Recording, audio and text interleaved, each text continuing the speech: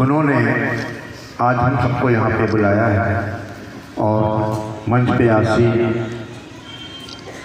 कल्बे जवाद साहब जो कि धर्मगुरु हैं और साथ में ही मौलाना साहब फिरंगी महली साहब।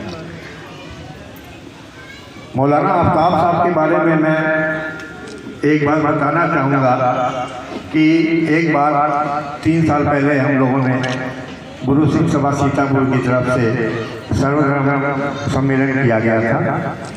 उसमें मौलाना साहब ने जो तकरीर दी थी, मैंने पिछली बार भी यही दोहराया था, आज भी मैं दोहराना चाहूँगा कि वो तकरीर अभी तक कानों में गूंज रही है, राष्ट्रीय एकता वाली।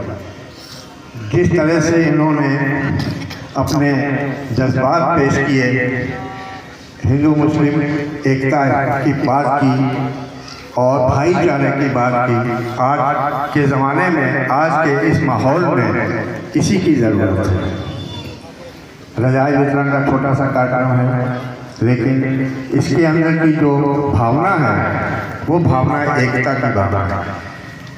और मैं चाहता हूँ कि इसी तरह से हमारा देश तरक्की करे और सब लोग जिस तरह से एक साथ एक परिवार के होके रहना चाहिए, क्योंकि सबकी रगों में खून का रंग लाल है। कोई किसी भी तरह से किसी से अलग नहीं है।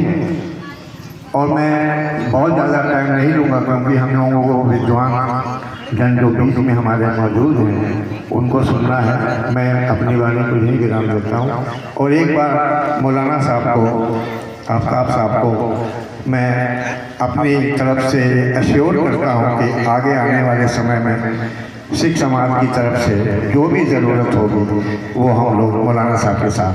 धन्यवाद।